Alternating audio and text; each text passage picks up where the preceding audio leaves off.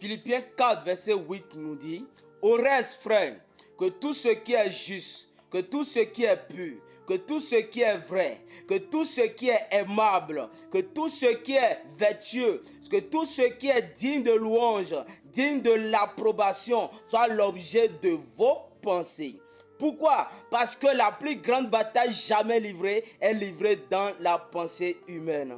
Le combat spirituel se passe aujourd'hui dans la pensée humaine. Remarquez ce combat qui est déclenché entre Michael et Lucifer depuis le ciel. Ce combat continue jusqu'à aujourd'hui, mais cette fois-ci dans la pensée.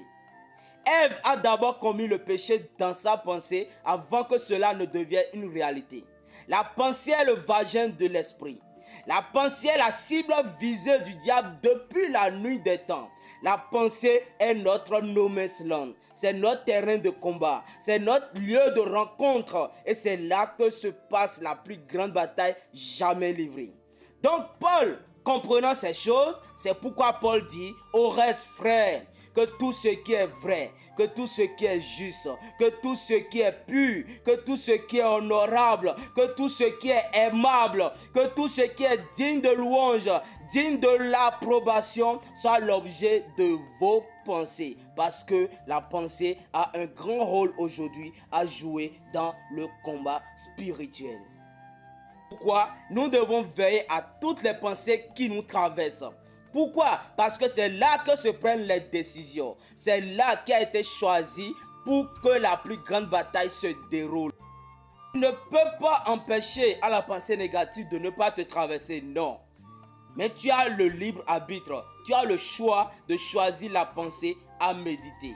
C'est comme, tu ne peux pas empêcher à un oiseau de passer par-dessus ton champ. Mais lorsque l'oiseau va passer et s'arrêter voulant picoter tes semences, là tu as le plein droit de le chasser. C'est la même chose.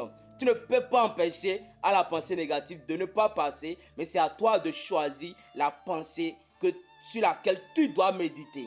C'est pourquoi Paul dit, au reste frères, que tout ce qui est vrai, que tout ce qui est juste, que tout ce qui est pur, que tout ce qui est aimable, que tout ce qui est honorable, que tout ce qui est vertueux, tout ce qui est digne de louange, digne de l'approbation, soit l'objet de vos pensées. Parce que c'est la seule manière pour toi de combattre le bon combat, de combattre la plus grande bataille jamais livrée.